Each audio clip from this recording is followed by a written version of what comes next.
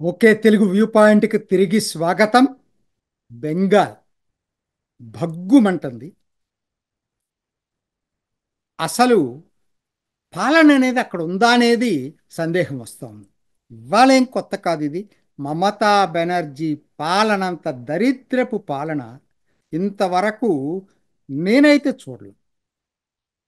ఏ ముఖ్యమంత్రికి సాటి లేని రికార్డు సృష్టించింది మమతా బెనర్జీ. అసలు ఆవిడ ఏదనుకుంటే అదే పాలన. దానికోసం ఆవిడ ఎక్కడి దాకా వెళ్తుంది, ఏ పనైనా చేస్తుంది, ఎవరిని లెక్క చేయదు, చట్టాల్ని అసలు లెక్క చేయదు, ముఖ్యమంత్రి చట్టాలను లెక్క చేయదు. ఒక సెక్షన్ని ఓటు బ్యాంక్ రాజకీయాల కోసం రెచ్చగొడతా ఉంది. అవినీతి విషయంలో అసలు మనం ఆలోచించుకోవాల్సిన అవసరమే లేదు. ఎన్నండి ఆ టీచర్ల స్కామ్ ఏంటండి? అసలు పరీక్షలు రాయకుండా పరీక్షలు వాళ్ళకి టీచర్లుగా అపాయింట్ చేసింది. Cow smuggling.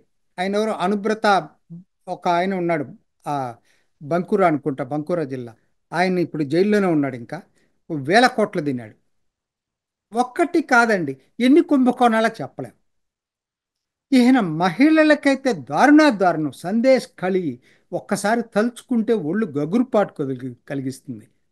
నిన్నటికి నిన్న హాస్పిటల్ మెడికోని జరిపినటువంటిది ఏది చెప్పండి, ఒక్కటి చెప్పండి. అసలు ఆవిడ రికార్డు చూస్తూ ఉంటే ఇంతటి దారుణమైన పాలన కూడా నాగరిక ప్రపంచంలో ఉంటుందా అనేటువంటి సందేహం వచ్చే పద్ధతుల్లో ఆవిడ పరిపాలన చేస్తూ ఉంది. మరి దీనికి సొల్యూషన్ ఏంటి? అందరం అనుకుంటున్నాం. నిన్నటికి నిన్న ఏంటండి అది జరిగింది? ముర్షిదాబాద్లో జరిగింది ఏంటి? ముర్షిదాబాద్లో హిందువుల ఇళ్లపై పడి వక్కు బోర్డు వక్కు బోర్డు దాని మీద, వక్కు బిల్లు మీద ఉంటే మీరు ప్రభుత్వానికి వ్యతిరేకంగా నిరసన తెలపండి. హిందువుల మీద పడి వాళ్ళ ఇళ్ళని ధ్వంసం చేసి, వాళ్ళని భయభ్రాంతులను చేసి, చంపేసేసి, ఇక మిగతా వాళ్ళు పారిపోయేటట్టు చేశారు. వాళ్ళు అక్కడి నుంచి వెళ్ళిపోయి నది దాటి మాల్దాకెళ్ళి తలదాచుకున్నారు. ఎక్కడండి ఇది నేను చెప్పేది? బెంగాల్లోనండి. ఇదేదో బంగ్లాదేశ్ కాదు, పాకిస్తాన్ కాదు, చివరికి జమ్మూ కాశ్మీర్ కూడా కాదు. ఇది పశ్చిమ బెంగాల్లో మెజారిటీ హిందువులు. ఆ జిల్లాలో కాపోవచ్చు. అందుకనే కొంతమంది చెప్తూ ఉంటారు కదా, సెక్యులరిజం అనేది మెజారిటీ హిందువులుగా ఉన్నంత కాలమే సెక్యులరిజం ఉంటుంది, ఆ తర్వాత సెక్యులరిజం ఉండదని. ఇది అక్షరాల సత్యం. ముర్షిదాబాదు మనొక ఉదాహరణ. ఒక్కసారి 1947 విభజన గుర్తుకొస్తుందండి చూస్తూ ఉంటే. వాళ్ళు చేస్తున్నటువంటి, అంటే అసలు భయమే లేదు వాళ్ళకి. రేపొద్దున చట్టం మమ్మల్ని శిక్షిస్తుందనే భయం కూడా లేదు వాళ్ళకి. ఎందుకంటే ఉన్నది అక్కడ మమతా బెనర్జీ కదా, ఏదో విధంగా వాళ్ళని ప్రొటెక్ట్ చేస్తుంది కదా. ఒకవేళ జైలుకు పెట్టాల్సిన పరిస్థితి వచ్చినా, అరెస్టు చేయాల్సిన పరిస్థితి వచ్చినా, అన్ని రాచ మర్యాదలు కలిగించేసి మెల్లిగా బయటకు తీసుకొస్తుంది కదా. ఆ నమ్మకం వాళ్ళకు ఉంది కాబట్టి ఆ పని చేస్తున్నారు అక్కడ.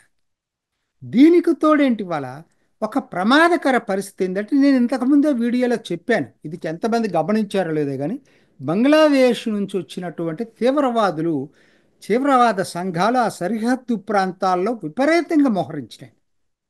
మెల్లిమెల్లిగా పాతుకుపోయారు అక్కడ. ఒకటి కాదు, 4-5 సంఘాలు ఉన్న ఉగ్రవాద సంఘాలు, అవన్నీ కూడా అక్కడ పాతుకుపోయినాయి. దాన్ని మరి ఎలా చేయాలి? ఎందుకంటే దానికి ఆశ్రమం ఎవరు కల్పిస్తారు? ఈ తృణాములు మద్దతుదారులే అక్కడ ఉండేవాళ్ళే, ఆ సరిహద్దు ప్రాంతాల్లో. వీళ్ళందరికీ రాగానే రేషన్ కార్డులు ఇస్తారు, ఓటర్ కార్డులు ఇస్తారు. అసలు ఒకటి కాదు, వాళ్ళు మామూలు పౌరులకి వాళ్ళు కాదని చెప్పడానికి ఏం లేదు. ఇదండి వాళ్ళ పరిస్థితి. బెంగాల్ పరిస్థితి. హిందువులు తలదాచుకుంటున్నారంటే బయటికి వెళ్ళి బయటపడిపోయి ఏమనుకోవాలి అసలు ఇది? ముర్షిదాబాదు 67% ముస్లిం జనాభా ఉన్నటువంటి జిల్లా. ఎందుకు నేను ఇందాక ఆ మాట అనాల్సి వచ్చిందంటే, మెజారిటీ ముస్లిమ్స్ ఉన్నటువంటి రాష్ట్రాల్లో అయినా జిల్లాల్లో అయినా ఇదే పరిస్థితి భారత్లో కూడా కనపడుతుంది. ఎక్కడో కాదు. మనం ఎక్కడ దాకో బంగ్లాదేశ్కి వెళ్ళాల్సిన పనిలా, పాకిస్తాన్కి వెళ్ళాల్సిన పనిలా. బంగ్లాదేశ్లో హిందువుల మీద ఇవాళ జరుగుతున్నాయి, అంతకుముందు పాకిస్తాన్లో జరిగి చివరికి అక్కడ ఎస్టింగ్విష్ అయిపోయారు హిందువులు. అక్కడి గురించి మాట్లాడట్లా. జమ్మూ కాశ్మీర్లో ఏం జరిగిందండి ఆ రోజు? ఆ రోజు కాశ్మీర్ పండిట్ని బయటికి పంపించడానికి కారణం మైనారిటీలు కాబట్టే కదా హిందువులు. ఇవాళ ముర్షిదాబాద్లో ఏం జరిగింది? హిందువులు మైనారిటీ కాబట్టి అక్కడ తలదాచుకోలేని పరిస్థితులు సృష్టిస్తూ ఉన్నారు. మరి దీనికి తోడు ఈ విదేశీ తీవ్రవాదులు, ఇస్లామిక్ తీవ్రవాదులు ఎవరైతే బంగ్లాదేశ్ నుంచి వచ్చి ఇక్కడ ఫండమెంటలిజం, వాళ్ళు ఇవాళ చెప్పేది వింటే మీరు ఆశ్చర్యపోతారండి. వాళ్ళు ఏమంటున్నారంటే ఆ చికెన్ నెక్ని మేము క్యాప్చర్ చేసేస్తాం అతి త్వరలోనే. యాక్చువల్గా ఇప్పుడు ఆ నార్త్ దినాజ్పూర్ ఒకనాడు హిందువులు మెజారిటీ, ఇవాళ ఆల్మోస్ట్ 50% ఎవరు ముస్లిమ్స్లో కూడా ఈ విదేశాల నుంచి వచ్చిన వాళ్ళు, ఈ ఇల్లీగల్ బంగ్లాదేశీస్ రోహింగ్యాలు వచ్చి అక్కడ దాన్ని ఆక్యుపై చేశారు. ఈ ప్రాంతం అంతా అదే.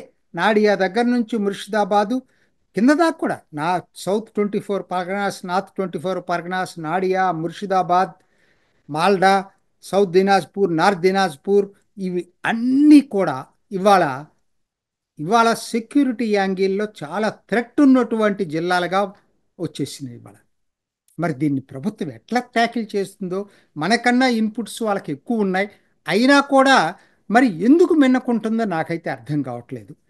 సరే, ఎన్ని మాట్లాడుకున్నా ఇది ప్రతిసారి మాట్లాడుకుంటుందేనండి. కాకపోతే ఇది జాతీయ భద్రతకి సంబంధించిన విషయం కూడా. బిఎస్ఎఫ్ స్థలం అడిగితే ఇవ్వనంటది మమతా బెనర్జీ. వాళ్ళని అక్కడ ఎఫెక్టివ్గా సూపర్వైజ్ చేయడానికి వీల్లేని పరిస్థితులు కూడా క్రియేట్ చేస్తుంది. సరే, ఇప్పుడు నేను దాని గురించి కన్నా కూడా పరిష్కారం ఏంటి దీనికి? తెలిసిందే, సమస్య తెలిసిందే. మమతా బెనర్జీ ఉన్నంత కాలం అది జాతీయ భద్రతకే ముప్పు, దాంట్లో డౌట్ లేదు. హిందువులు రెండో తరగతి పౌరులుగా బతకాల్సిందే అక్కడ ఆవిడ ఉన్నంత కాలం, ఎవరేం చేయలేరు దానికి. దానికి చేయగలిగిన పరిష్కార మార్గాలు రెండు ఉన్నాయి. రెండే రెండు. ఏంటంటే, ఎప్పటి నుంచో అక్కడ ఒక డిమాండ్ ఉంది. ఉత్తర బెంగాల్ వాళ్ళు కేంద్ర పాలిత ప్రాంతం కావాలి, ప్రత్యేక రాష్ట్రం అడుగుతున్నారు. ప్రత్యేక రాష్ట్రం మీకు ఇవ్వటం ఇష్టం లేకపోయినా, ఎందుకనంటే ఎందుకు ప్రత్యేక రాష్ట్రం కూడా కష్టమో నేను చెప్తా. దానికన్నా మీరు కేంద్ర పాలిత ప్రాంతం చేసేస్తే తర్వాత ఆలోచించుకోవచ్చు రాష్ట్రపతి పాలన గురించి. చాలా ముఖ్యం. మీరు ఒక్కసారి ఇండియా మ్యాప్ చూడండి. జమ్మూ కాశ్మీర్ దగ్గర నుంచి, తర్వాత ఉత్తరాఖండ్, హిమాచల్ ప్రదేశ్, ఉత్తరాఖండ్, ఆ తర్వాత మన దేశం కాదు నేపాల్ ఉంది. నేపాల్ తర్వాత ఉన్నటువంటిది అస్సాము, నేపాల్ మధ్య ఉన్న ఒకే ఒక భాగం నార్త్ బెంగాల్. ఇది ఒక్కటే ఇప్పుడు అవన్నీ కూడా కొండ ప్రాంతాలు ప్రత్యేక రాష్ట్రాలుగా ఉన్నాయి. కానీ ఇదొక్కటే బెంగాల్లో కలిసి ఉంది కింద. ఉత్తర బెంగాల్ వాళ్ళు ఏమంటారంటే ఇది మాది ప్రత్యేక సంస్కృతి. గుర్ఖాలైనా, డార్జిలింగ్ అయినా, అట్లానే మీకు కూచ్ బిహారీలనా, మాదంతా ప్రత్యేక సంస్కృతి. అసలు కూచ్ బిహారీ మొదటి నుంచి కూడా బెంగాల్లో లేదండి, అది స్వదేశీ సంస్థానం అది పూర్తిగా. సో మాకు ఉత్తర బెంగాల్ సపరేట్ చేయమంటున్నారు. నేనే యాంగిల్ ఆలోచిస్తున్నానంటే, ఉత్తర దినాజ్పూర్ ఇవాళ చాలా ప్రమాదకర పరిస్థితులు పడింది. ఉత్తర దినాజ్పూర్ మాల్డా దాకా, లేకపోతే ఉత్తర దినాజ్పూర్ వరకైనా సరే ఉత్తర బెంగాల్ను క్రియేట్ చేయగలిగేటట్టయితే, కేంద్రపాలిత ప్రాంతంలో పెట్టుకునేటట్టయితే, మీరు బిఎస్ఎఫ్ పెట్టుకోండి, ఆర్మీని పెట్టుకోండి, ఇంకా అబ్జెక్షన్ ఉండదు. ఈ రాష్ట్ర ప్రభుత్వాల గొడవే లేదు. సో అలా చేసుకొని వాళ్ళ సంస్కృతిని పరిరక్షించిన వాళ్ళు అవుతారు, జాతీయ భద్రతని కాపాడిన వాళ్ళు అవుతారు. అందుకని వాళ్ళ కోరికను తీర్చిన వాళ్ళు అవుతారు. ఉత్తర బెంగాల్ని ప్రత్యేక ప్రాంతంగా తక్షణం చేయాల్సిన అవసరం ఎంతైనా ఉంది. రెండోది, ఇవాళ ఉన్న బెంగాల్ పరిస్థితుల్లో మాత్రం ఇంకా మమతాని ఎటువంటి పరిస్థితుల్లో స్పేర్ చేయడానికి లేదు. తాత్కాలికంగా అయినా సరే ఎన్నికల వరకు రాష్ట్రపతి పాలన పెట్టి తర్వాత ఎన్నికలు పెట్టండి. ఇప్పుడున్న పరిస్థితి ఇదే పద్ధతిలో కొనసాగేటట్టయితే మాత్రం హిందువులు భయంగా బతికే పరిస్థితులు క్రియేట్ చేయొద్దు. దాంతో కన్నా జాతీయ భద్రతకే ప్రమాదంగా ఏర్పడింది. మమతా బెనర్జీ అనుకోవచ్చు, మోడీ వెనకాడటానికి లేదండి ఇక్కడ.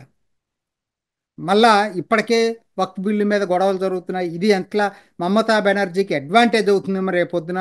దీన్ని రద్దు చేస్తే ప్రభుత్వాన్ని అనుకుంటే ఎన్నికల్లో రేపొద్దున ఏం జరుగుతుందో తెలియదు. కానీ ఉత్తర బెంగాల్ని సపరేట్గా ప్రత్యేక రాష్ట్రం కానీ కేంద్రపాలిత ప్రాంతం చేయాల్సినటువంటి ఆవశ్యకత తక్షణం ఉంది. అలానే తాత్కాలికంగా రాష్ట్రపతి పాలన పెట్టి మిగతా బెంగాల్లో తర్వాత ఎన్నికలకు తీసుకెళ్లాల్సిన అవసరం కూడా ఎంతైనా ఉంది. ఇదొక్కటే బెంగాల్కి శాశ్వత పరిష్కారం. ఇది ఈనాటి ఓకే తెలుగు వ్యూ పాయింట్. మరొక ఎపిసోడ్లో మళ్ళీ కలుసుకుందాం. నమస్తే. చూసారు కదండి, మరి ఈ వీడియో కనుక మీకు నచ్చినట్లయితే ఒక లైక్ కొట్టేసి మీ అభిప్రాయాన్ని కూడా కామెంట్ బాక్స్లో తెలియజేస్తూ ఇలాంటి ఇంట్రెస్టింగ్ అప్డేట్స్ కోసం మా ఛానల్ని సబ్స్క్రైబ్ చేసుకోండి.